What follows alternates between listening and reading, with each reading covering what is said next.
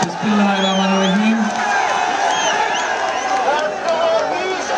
আজকের এই অনুষ্ঠানের এই নির্বাচনী জনসভার ভাই অনেক রাত হয়ে গেছে, একটু শান্ত হতে হবে, শান্ত হতে হবে। বক্তব্য রাখতে শুনতে হলে শান্ত হতে হবে।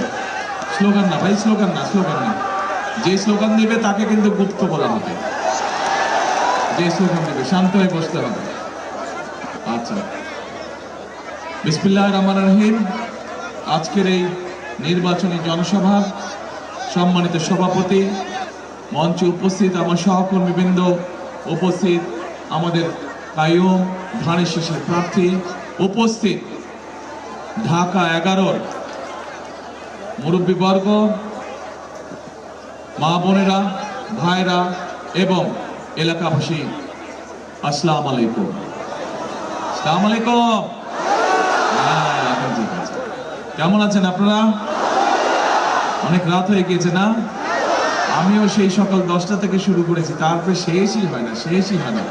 যেখানেই যাচ্ছি, পথে যাচ্ছি, শুধু মানুষ মানুষ, মানে সবাই শুধু কথা বলতে চায়। ওই জন্য আস্তে আস্তে অনেক লেট হয়ে গেছে। আপনারাও কষ্ট করেছেন, সেই বিকালে 6টা না 7টার সময় আসার কথা ছিল, আপনারা অনেক কষ্ট করে বসে আছেন। এখন প্রিয় ভাই বোনেরা, এই যে আমরা এখানে সকলে একত্রিত হয়েছি কেন? কারণ 12 তারিখে একটি নির্বাচন। এর আগেও কিন্তু গত 16 বছরে নির্বাচন হয়েছে, কিন্তু সেই নির্বাচনে আমরা কতগুলো তামাশা দেখেছি। নির্বাচনের নামে নাটক হয়েছে। সেই নির্বাচনে এই যে আপনারা ভোট দিতে পেরেছিলেন, বাংলাদেশের মানুষ, শুধু আপনারা না, বাংলাদেশের কোনো জায়গায় কোনো মানুষই ভোট দিতে পারে না। কিন্তু এই যে যে নির্বাচনটা হতে যাচ্ছে, এই নির্বাচনে কি আপনারা ভোট দিতে পারবেন? ইনশাআল্লাহ আপনারা ভোট দিতে পারবেন। এখন প্রিয় ভাই বোনেরা, এই যে ভোট দিতে পারবেন, এই অধিকারটা কিন্তু, ভোটের অধিকারটা বাংলাদেশের মানুষের কাছ থেকে কেড়ে নেওয়া হয়েছিল। এবং এই দেশের কিছু সাহসী সন্তান, এই যে আমার মঞ্চের পাশে, আমার এই মঞ্চের ডান পাশে কতগুলো মানুষ বসে আছে, ওনাদের ওখানে একটা ব্যানার আছে, ব্যানারে লেখা আছে জুলাই যোদ্ধা আহত শহীদ গুম পরিবারের অবস্থা। এই যে এই পরিবারগুলো, এই পরিবারের মানুষগুলো, অনেক স্বজন আছে যারা গত 16 বছরে গুম হয়েছে, খুন হয়েছে, নির্যাতনের শিকার হয়েছে। এর বাইরেও গত জুলাই মাসে যখন এই স্বৈরাচার, যার বিরুদ্ধে 16 বছর ধরে দেশের মানুষ আন্দোলন সংগ্রাম করেছে, পালিয়ে যাবার আগেও 1400 মানুষকে তারা হত্যা করেছে। এই অঞ্চল, এই রাস্তাটার নাম কি জানি, এই অঞ্চলেও সেই দিন প্রাইভেট ইউনিভার্সিটির ছেলেরা তীব্র আন্দোলন গড়ে তুলেছিল। প্রিয় ভাই বোনেরা, এই যে মানুষগুলো, এই মানুষগুলো তাদের স্বজনদেরকে হারিয়েছে। এই স্বজনদেরকে হারিয়েছে তারা, কিন্তু এই স্বজনদেরকে হারানোর পরেও দেশ ফিরে পেয়েছে, তাদের দেশের মানুষ ফিরে পেয়েছে তাদের রাজনৈতিক অধিকার, ভোটের অধিকার, যেটি তাদের কাছ থেকে হাইজ্যাক করে নেওয়া হয়েছিল। সেই মানুষগুলো তাদের জীবন উৎসর্গ করে আমাদেরকে আমাদের অধিকার ফিরিয়ে দিয়ে গিয়েছে। এখন প্রিয় ভাই বোনেরা, এই যে 12 তারিখে নির্বাচন, এই নির্বাচনে আমাদেরকে শুধু ভোট দিলেই চলবে না। এই নির্বাচনে আমাদেরকে সঠিকভাবে নির্ধারণ করতে হবে যে কারা এলাকার মানুষের পাশে, কারা দেশের মানুষের পাশে বিপদের সময় থাকে, কারা মানুষের দুঃখ কষ্টে তাদের পাশে এসে দাঁড়ায়, কারা মানুষের এলাকার উন্নয়ন করে। এই বিষয়গুলো আমাদের কাছে অত্যন্ত গুরুত্বপূর্ণ। কারণ আমরা দেখেছি গত 16 বছর এই দেশে অনেক মেগা প্রজেক্ট হয়েছে, সাথে মেগা দুর্নীতি হয়েছে, কিন্তু মানুষের ভাগ্য পরিবর্তনের জন্য কিন্তু তেমন কোনো কাজ হয় নাই। যদি হতো তাহলে এখানে আজকে যে ধানের শীষের প্রার্থী কাইয়ুম একটু আগে বক্তব্যের সময় যে বলল এই এলাকার এই সমস্যা আছে, যেই সমস্যাগুলোর কথা বলেছে, তাহলে তো সেই সমস্যাগুলো থাকার কথা না। এই সমস্যাগুলো এখনো কেন বিদ্যমান আছে? এই সমস্যাগুলো বিদ্যমান আছে কারণ গত 16 বছরে দেশের মানুষের ভাগ্য পরিবর্তনের জন্য, গত 16 বছরে এলাকার উন্নয়নের জন্য, মানুষের উন্নয়নের জন্য কোনো কাজ হয় নাই। এখন প্রিয় ভাই বোনেরা, আমাদেরকে আজকে সঠিকভাবে সিদ্ধান্ত নিতে হবে। অতীতে যতবার আপনারা বিএনপিকে নির্বাচিত করেছিলেন এই এলাকা থেকে,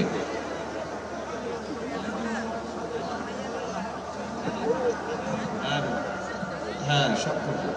প্রিয় ভাই বোনেরা, 1991 সালে এই এলাকা থেকে দেশনেত্রী খালেদা জিয়া নির্বাচন করেছিলেন। তখন অনেকগুলো এই এলাকার অনেকগুলো জায়গা ছিল না তখন, কিন্তু আস্তে আস্তে এগুলো ডেভেলপ হয়েছে। কিন্তু সেই সময় কিন্তু আমি বাড্ডা, ভাটারা এই সব এলাকায় কিন্তু আমি গিয়েছিলাম। অনেক মানুষ আছেন, হ্যাঁ, বেড়াই হ্যাঁ, সেই বেড়াই তো 3 মাইল হেঁটে গিয়েছিলাম আমরা। তখন সেই সময় বাড়িতে কিন্তু যাবার রাস্তা ছিল না, কোনো সাইকেল যেতে না, হ্যাঁ সাইকেল যেত না, মোটরসাইকেল যেত, মোটরসাইকেল কিছু দূর গেলে আবার ধাক্কা নিয়ে যেতে হতো মোটরসাইকেল। হাইটে হাইটে প্রায় 3-3.5 মাইল রাস্তা হেঁটে আমি গিয়েছিলাম বেড়াইতে। তো এখন প্রিয় ভাই বোনেরা, 91 সালে দেশনেত্রী খালেদা জিয়া নির্বাচন করেছিলেন। নির্বাচনের সময় জনগণের দাবি ছিল এই বেড়াইতে রাস্তা। নির্বাচনের সময় মানুষের দাবি ছিল ওই যে একর করে জমির যে সমস্যা ছিল সেই সমস্যার সমাধান। পরবর্তীতে 91 সালে খালেদা জিয়া যখন দেশের দায়িত্ব পেলেন, আপনারা ধানের শীষকে খালেদা জিয়াকে নির্বাচিত করলেন। খালেদা জিয়া কিন্তু তার ওয়াদা রেখেছিলেন। উনি মানুষকে বলেছিলেন যে আমি বাড়িতে রাস্তা করব, আমি একরের সমস্যার সমাধান করবো, এরকম আরো যেগুলো কথা বলেছেন সেই ওয়াদাগুলো পূরণ করেছিলেন। প্রিয় ভাই বোনেরা, সেজন্যই আমি আজকে বলছি যে 12 তারিখে শুধু যে ভোট দিতে হবে, ভোট দিলেই শুধু হবে না, সঠিক ব্যক্তিকে ভোট দিতে হবে। সঠিক ব্যক্তিকে আমাদেরকে বুঝতে হবে কারা মানুষের বিপদের সময় তার পাশে থাকে। আমাদের বুঝতে হবে কোন দল বিপদে আপদে মানুষের পাশে থাকে এবং কোন রাজনৈতিক দলের দেশ পরিচালনা করার অভিজ্ঞতা আছে, এটিও আমাদেরকে যাচাই বাছাই করতে হবে। প্রিয় ভাই বোনেরা, এই মুহূর্তে বাংলাদেশে যতগুলো রাজনৈতিক দল আছে, একমাত্র বিএনপি সেই রাজনৈতিক দল যার দেশ পরিচালনা করার অভিজ্ঞতা আছে। এই মুহূর্তে বিএনপি একমাত্র রাজনৈতিক দল যার দেশ পরিচালনা করার মতন পরিকল্পনা আছে এবং কর্মসূচি আছে। গত 2 দিন আগে আপনারা দেখেছেন যে বিএনপি সমগ্র দেশের সামনে, জাতির সামনে তাদের ম্যানিফেস্টো উপস্থাপন করেছে। সেখানে আমরা বলেছি যে আমরা ইনশাল্লাহ 12 তারিখে নির্বাচনে ধানের শীষ বিজয়ী হলে 13 তারিখে বিএনপি সরকার গঠন করলে আমরা কিভাবে আমাদের জনসংখ্যার যে অর্ধেক নারী, সেই নারীদেরকে আমরা স্বাবলম্বী করে গড়ে তুলতে চাই গ্রামগঞ্জে সব জায়গায়। সেই নারীদের জন্য আমরা সরকারের পক্ষ থেকে ফ্যামিলি কার্ড দেব। কাদেরকে দিব? আমরা সব মাদেরকে দেব, সব গৃহিণীদেরকে দেব। কিন্তু প্রথমে আমরা শুরু করব যারা খেতে খাওয়া প্রান্তিক নারী, যারা প্রান্তিক গৃহিণী যারা, তাদেরকে আমরা দিব এই ফ্যামিলি কার্ডে। এবং এই ফ্যামিলি কার্ড দেওয়ার মাধ্যমে আমরা সরকারের পক্ষ থেকে তাদেরকে, মায়েদের কাছে, গৃহিণীদের কাছে আমরা একটি মিনিমাম একটি সাহায্য পৌঁছাবো, সহযোগিতা পৌঁছাবো, যাতে করে আস্তে আস্তে আমাদের এই মায়েরা, আমাদের এই পরিবারগুলো স্বাবলম্বী হয়ে গড়ে উঠতে পারে। প্রিয় ভাই বোনেরা, শুধু মা বোনদেরকে যে আমরা স্বাবলম্বী করতে চাই তা না, তার পাশাপাশি আমরা সারা বাংলাদেশে, আমরা সকলেই জানি বাংলাদেশের প্রধান পেশা হচ্ছে কৃষি। আমাদের প্রত্যেকের আত্মীয় স্বজন, পরিবারের সদস্য কেউ না কেউ গ্রামে গঞ্জে বিভিন্নভাবে কোনো না কোনোভাবে কৃষির সাথে সম্পর্কিত, কৃষি কাজের সাথে সম্পর্কিত। আমরা সেই কৃষক ভাইদের পাশে দাঁড়াতে চাই। কৃষক ভাইদেরকে আমরা সরাসরি ডাইরেক্টলি আমরা তাদেরকে বিভিন্ন সুবিধা দিতে চাই সরকারের পক্ষ থেকে। তাদের বীজের সুবিধা বলেন, সারের সুবিধা বলেন, কীটনাশকের সুবিধা বলেন। এবং এই জন্য আমরা সরকারের পক্ষ থেকে মায়েদের কাছে যেরকম আমরা ফ্যামিলি কার্ড পৌঁছাতে চাই, ঠিক একইভাবে কৃষক ভাইদের কাছে আমরা কৃষি কার্ড পৌঁছে দিতে চাই। এই কৃষি কার্ডের মাধ্যমে তাদেরকে আমরা সহযোগিতা করব এবং তার ফলে ধীরে ধীরে আমরা দেখেছি যে বাংলাদেশের কৃষকরা, ছোট কৃষক যারা আছে, ক্ষুদ্র কৃষক যারা আছে, প্রান্তিক কৃষক যারা আছে, তারা একসময় ধীরে ধীরে স্বাবলম্বী হয়ে গড়ে উঠবে। প্রিয় ভাই বোনেরা, সমস্যা বহু।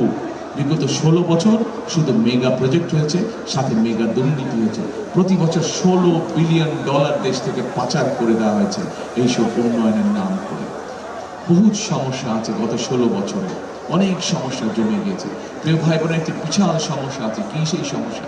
সেই সমস্যা আছে আমাদের দেশে প্রায় 4-4.5 কোটির মতো তরুণ সদস্য আছে, যুবক আছে। এই তরুণদের, এই যুবকদের বহু জনেরই কোনো রকম কর্মসংস্থান নেই, বেকার হয়ে তারা পড়ে আছে। এটি যেমন এই এলাকার সমস্যা, এটি যেমন ঢাকা মহানগরীর সমস্যা, এটি সমগ্র বাংলাদেশের সমস্যা।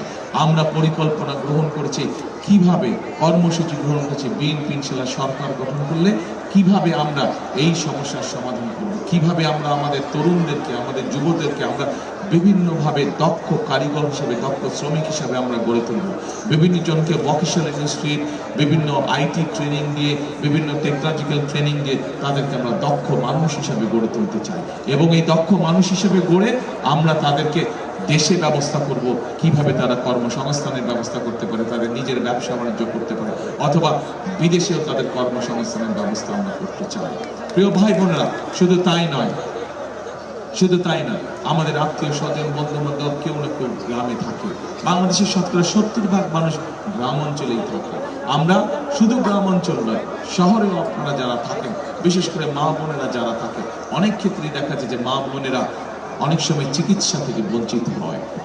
মা বোনেরা যাতে চিকিৎসা থেকে বঞ্চিত না হয়, শিশুরা যাতে চিকিৎসা থেকে বঞ্চিত না হয়, সেই জন্য আমরা সিদ্ধান্ত গ্রহণ করেছি যে আমরা তাদেরকে ঘরে আমরা চিকিৎসা সেবা পৌঁছে দিতে চাই। যেই চিকিৎসাটা ছোটখাটো অসুখের চিকিৎসা মা বোনদেরকে এবং শিশুদেরকে আমরা ঘরে বসে দিতে চাই, যেগুলা মোটামুটি হাসপাতালে আসা প্রয়োজন হবে না, ঘরেই চিকিৎসা। এবং এই সকল স্বাস্থ্যকর্মী ঘরে ঘরে যাবে, মা বোনদেরকে পরামর্শ দিবে কিভাবে নিজেকে সুস্থ রাখতে হয়, কিভাবে পরিবারকে সুস্থ রাখতে হয়, ছোটখাটো অসুখ হলে কিভাবে কি করলে সে সুস্থতা লাভ করবে। প্রিয় ভাই বোনেরা, এই সকল কাজ, এই পরিকল্পনাগুলো আমরা গ্রহণ করছি, কারণ এই পরিকল্পনাগুলো আমরা এই জন্যই গ্রহণ করেছি। আমরা মায়েদের জন্য পরিকল্পনা গ্রহণ করেছি ফ্যামিলি কার্ড, আমরা কৃষক ভাইদের জন্য পরিকল্পনা গ্রহণ করেছি কৃষক কার্ড, আমরা দেশের মানুষের স্বাস্থ্য সেবা পৌঁছে দিতে যাচ্ছি স্বাস্থ্যকর্মী তৈরি করার মাধ্যমে, আমরা দেশের তরুণ যুবকদের জন্য, মেয়েদের জন্য আমরা কর্মসংস্থানের ব্যবস্থা করতে যাচ্ছি বিভিন্ন ট্রেনিং প্রোগ্রামের মাধ্যমে। এইভাবে প্রত্যেকটি শ্রেণী পেশার মানুষের জন্য আমরা কোনো না কোনো পরিকল্পনা গ্রহণ করেছি। এমনকি আরেক শ্রেণীর পেশার মানুষ আছেন যারা আমাদের জন্ম থেকে মৃত্যু পর্যন্ত তারা আমাদেরকে বিভিন্ন সময় সহযোগিতা করে থাকেন, পরামর্শ দিয়ে থাকেন। তারা হচ্ছে বিভিন্ন মসজিদ বলেন, মাদ্রাসা বলেন, ইমাম সাহেবরা, খতিব সাহেবরা, মুয়াজ্জিম সাহেবরা সহ অন্যান্য ধর্মেরও যারা ধর্মীয় গুরু আছেন সেই মানুষগুলো। আপনারা যদি চিন্তা করে থাকেন, সারা দেশে যত মসজিদ, মাদ্রাসা বা অন্য ধর্মের বিভিন্ন ধর্মীয় প্রতিষ্ঠান আছে, সেখানে যারা কাজ করেন অনেক সময় তারা মানবেতর জীবন যাপন করে থাকেন। আমরা সিদ্ধান্ত করেছি ইনশাল্লাহ বিএনপি সরকার গঠন করলে এই মানুষগুলোকে আমরা সরকার থেকে একটি সম্মানের ব্যবস্থা করব, যাতে তারা আত্মসম্মানের সঙ্গে বসবাস করতে পারে। এখন প্রিয় ভাই বোনেরা, এই এলাকার যদি আমাদের সমস্যার সমাধান করতে হয়, প্রধান কয়েকটি সমস্যা আছে। আমরা সমগ্র দেশের জন্য আমরা একটি সিদ্ধান্ত গ্রহণ করেছি আমাদের দলের মধ্যে, যে আমরা যত পরিকল্পনায় গ্রহণ করি না কেন, সকল পরিকল্পনার সুফল যদি মানুষের কাছে পৌঁছে দিতে হয়, একটি পদক্ষেপ আমাদেরকে কঠোরভাবে আমাদেরকে বাস্তবায়ন করতে হবে। কি সেই পদক্ষেপ? সেই পদক্ষেপটি হচ্ছে কঠোরভাবে আইন শৃঙ্খলা পরিস্থিতি নিয়ন্ত্রণ করা। কারণ আমরা এমন একটি দেশ গড়তে চাই, যেই দেশে রাস্তাঘাটে দিনের যে কোনো সময় হোক, সন্ধ্যা সময় হোক, রাতে বেলা আমাদের মা বোনেরা যাতে নিরাপদে চলাচল করতে পারেন, নিরাপদ থাকতে পারেন। আমরা চাই এমন একটি দেশ গড়তে যেখানে মুরব্বীরা সহ ভাই বোনেরা, যেখানে চাকরি বাকরি, ব্যবসা বাণিজ্য নিঃসন্দেহ করতে পারে, যে নিরাপত্তার সাথে করতে পারে, কেউ এসে তাদেরকে কোনো ডিস্টার্ব করবে না। প্রিয় ভাই বোনেরা, আমরা এমন একটি দেশ গড়তে চাই, আপনি আপনার পরিবার নিয়ে রাতে যাতে আপনি একদম নিশ্চিন্তে ঘুমাতে পারেন। কাজেই সেজন্যই আমরা মনে করি যে আমরা যত পরিকল্পনায় গ্রহণ করি, সকল পরিকল্পনা বাস্তবায়ন করা তখনই সম্ভব যদি দেশের আইন শৃঙ্খলা পরিস্থিতি সঠিক থাকে, দেশের মানুষের প্রত্যাশা অনুযায়ী থাকে। সেই জন্যই সরকার গঠনের প্রথম দিন থেকে আমাদের দায়িত্ব হবে কিভাবে দেশের মানুষের নিরাপত্তা নিশ্চিত করা যায়। এখন প্রিয় ভাই বোনেরা, আজকে এই যে নির্বাচন হতে যাচ্ছে 12 তারিখে, এই নির্বাচনের ধানের শীষের প্রার্থী এই এলাকাতে হচ্ছে আব্দুল কাইয়ুম। আজকে তার হাতে আনুষ্ঠানিকভাবে আমি ধানের শীষ তুলে দিচ্ছি। আপনারা 12 তারিখ পর্যন্ত কাইয়ুমকে আপনারা দেখে রাখবেন, ধানের শীষকে আপনারা বিজয় করবেন। কাইয়ুমের দায়িত্ব হচ্ছে বিজয়ী হওয়ার পরে ইনশাল্লাহ 13 তারিখ থেকে সে আপনাদের পাশে সার্বক্ষণিক থাকবে, আপনাদের বিপদ আপদের পাশে থাকবে, এলাকার উন্নয়নে আপনাদের পাশে থাকবে এই কাইয়ুম ইনশাআল্লাহ। এই এলাকারই কাইয়ুম হচ্ছে এই এলাকারই সন্তান। সে আগেও আপনাদের জন্য কাজ করেছে, এলাকার মানুষের জন্য কাজ করেছে, আগেও কমিশনার হিসেবে। এখন আরো বড় পরিসরে আপনাদের জন্য ইনশাআল্লাহ কাজ করবে কাইয়ুম। আজকে কাইয়ুমকে আপনাদের কাছে আমি দিয়ে গেলাম। 12 তারিখ পর্যন্ত তাকে আপনারা দেখে রাখবেন। ইনশাআল্লাহ 12 তারিখে জয়যুক্ত হওয়ার পরে কাইয়ুমের দায়িত্ব হবে 13 তারিখ থেকে এলাকার মানুষেরকে দেখে রাখা, এলাকার পাশে থাকা, এলাকার উন্নয়নের পাশে থাকা। এখন প্রিয় ভাই বোনেরা, এক মিনিট শান্ত হতে হবে। এই স্লোগান যে দিবে সে কিন্তু গুপ্ত, তার মানে তুমি ডিস্টার্ব করতে আসছো। যে স্লোগান দিবে তার মানে তুমি ডিস্টার্ব করতে আসছো। এখন প্রিয় ভাই বোনেরা, আমি এতক্ষণ আপনাদের সামনে সংক্ষেপে আমার দলের পরিকল্পনা আমি আপনাদের সামনে তুলে ধরলাম। আমরা কিভাবে দেশের মানুষের সমস্যার সমাধান করতে চাই, আমরা কিভাবে দেশের সমস্যার সমাধান করতে চাই, এটি হচ্ছে বিএনপির পরিকল্পনা। আগেই বলেছি কেন বিএনপির পরিকল্পনা, কারণ এই মুহূর্তে বিএনপি বাংলাদেশের একমাত্র রাজনৈতিক দল যাদের দেশ পরিচালনা করার মতন অভিজ্ঞতা রয়েছে, যাদের দেশ পরিচালনা করার মতন পরিকল্পনা রয়েছে, যাদের দেশ পরিচালনা করার মতন কর্মসূচি রয়েছে জনগণের জন্য, দেশের জন্য। এখন প্রিয় ভাই বোনেরা, আমার পরিকল্পনাটা আমি বলে দিলাম আপনাদেরকে। আমি এখন আপনাদের কাছে একটা কথা জানতে চাই, একটু মন দিয়ে শুনেন কি জানতে চাই। এ ভাই সবাই একটু মন দিয়ে শুনেন, একটা কথা আপনাদের কাছ থেকে জানতে চাই। আপনাদের পরিকল্পনা কি 12 তারিখে? বুঝি না কি গানের শেষ? গানের শেষে সেল মারো। কবেকার পরিকল্পনা? 12 তারিখের পরিকল্পনা। কারণ প্রিয় ভাই বোনেরা, আমরা বিএনপি যারা করি, আমরা সব সময় বলি আমাদের রাজনৈতিক ক্ষমতার উৎস হচ্ছে জনগণ। কাজে জনগণ যদি আমাদের সাথে থাকে, জনগণ যদি আমাদেরকে সমর্থন দেয়, জনগণ যদি ধানের শীষে ভোট দেয়, ইনশাল্লাহ আপনাদের সামনে যে সকল প্রতিশ্রুতি আমরা রেখেছি পর্যায়ক্রমিকভাবে আমরা সকল প্রতিশ্রুতি ইনশাল্লাহ বাস্তবায়ন করব। কারণ জনগণই আমাদের শক্তি, জনগণই আমাদের সমর্থন, জনগণই আমাদের প্রকৃত বন্ধু। এখন প্রিয় ভাই বোনেরা, আমাদের ভোটের অধিকার কিন্তু কেড়ে নেওয়া হয়েছিল 16 বছর ধরে। মানুষ তার ইচ্ছা মতন স্বাধীন মতন ভোট দিতে পারে না। সেই ভোটের অধিকার আদায় করে নিয়ে এসেছে আমাদের শহীদ নেতা কর্মী, গুম খুন পরিবারের সদস্য এবং কর্মীবৃন্দ এবং জুলাই আগস্টের যোদ্ধারা, শহীদরা। প্রিয় ভাই বোনেরা, একটি মহল কিন্তু ষড়যন্ত্র করে যাচ্ছে কিভাবে নির্বাচনকে বিঘ্নিত করা যায়, নির্বাচনকে বিতর্কিত করা যায়, নির্বাচনকে বাধাগ্রস্ত করা যায়। আমরা দেখেছি তাদের লোকজন বিভিন্ন ভাবে তারা নিরীহ মা বোনদের কাছে যাচ্ছে, তাদের এনআইডি নাম্বার নিচ্ছে, তাদের বিকাশ নাম্বার দিচ্ছে। আপনাদের সকলকে আজকে সতর্ক থাকতে হবে। এলাকায় এলাকায়, পাড়ায় পাড়ায়, মহল্লায় মহল্লায় নজর রাখতে হবে যাতে এই সব গুপ্তরা গিয়ে মানুষকে বিভ্রান্ত করতে না পারে। পারবেন তো? শুধু তাই নয় প্রিয় ভাই বোনেরা, পত্রিকার পাতায় আমরা খবর দেখেছি যে এই গুপ্ত বাহিনীর সদস্যরা তারা এই যে ব্যালট পেপারে যে সিল দেয়, নকল সিল তৈরি করতে গিয়ে তারা আইন শৃঙ্খলা বাহিনীর হাতে ধরা পড়েছে। কাজে আমাদেরকে সতর্ক থাকতে হবে যাতে পকেটে করে নকল সিল দিয়ে কেউ ভিতরে ঢুকতে না পারে। ভোট কেন্দ্র আপনারা যাবেন, দেশের আইন অনুযায়ী ভোট দিবেন, কিন্তু ভোট দিয়ে চলে আসলে হবে না। হিসাব নিকাশ বুঝে নিয়ে তারপরে ঘরে ফিরতে হবে।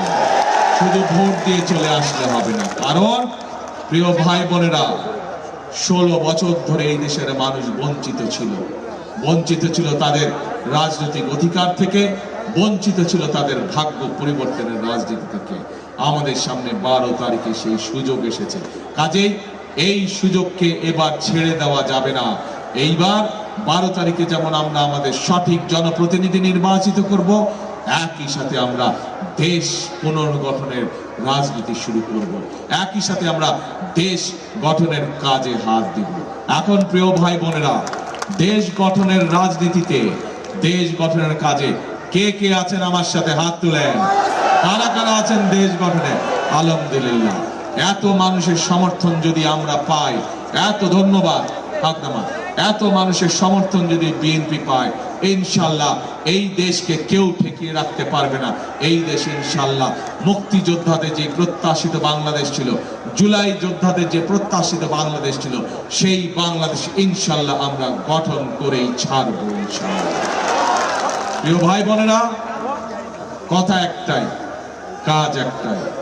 করব কাজ, করব কাজ, সবার আগে করব কাজ, সবার আগে বাংলাদেশ।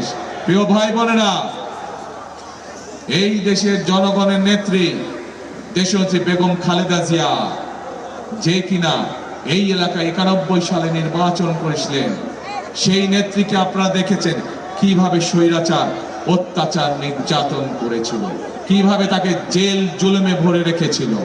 প্রিয় ভাই বোনেরা, ওনার সন্তান হিসেবে আমি জানি সেই স্বৈরাচার তাকে অনেকবার বলেছে যে দেশ ছেড়ে চলে যেতে, সব জেল জুলুম তারা উঠিয়ে নেবে। কিন্তু দেশনেত্রী খালেদা জিয়া এই দেশের জনগণকে রেখে কখনো চলে যান নাই। সব সময় বলেছেন এই দেশই হচ্ছে আমার প্রথম ঠিকানা, এই দেশই হচ্ছে আমার শেষ ঠিকানা, এই দেশের জনগণই হচ্ছে আমার পরিবার। প্রিয় ভাই বোনেরা, এই বাংলাদেশ, আমরা যারা এখানে সকলে উপস্থিত আছি, এই বাংলাদেশই হচ্ছে আমাদের প্রথম, এই বাংলাদেশই হচ্ছে আমাদের শেষ ঠিকানা। কাজে এই দেশকে আমাদেরই গড়তে হবে, এই দেশকে আমাদেরই পুনর্গঠন করতে হবে, যাতে এই দেশের সন্তানেরা ভবিষ্যতে সঠিক শিক্ষা পায়, এই দেশের মানুষ যাতে ঠিকভাবে বেঁচে পড়ে স্বাস্থ্য সেবা পায়, এই দেশের যুবকরা যাতে কর্মসংস্থানের ব্যবস্থা করতে পারে, এই দেশের মা বোনেরা যাতে স্বাবলম্বী হয়ে উঠতে পারে।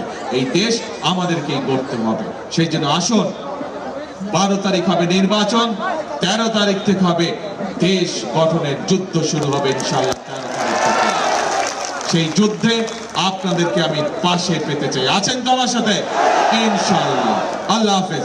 বাংলাদেশ জিন্দাবাদ, বাংলাদেশ জাতীয়তাবাদীদের জিন্দাবাদ। আসসালামু আলাইকুম।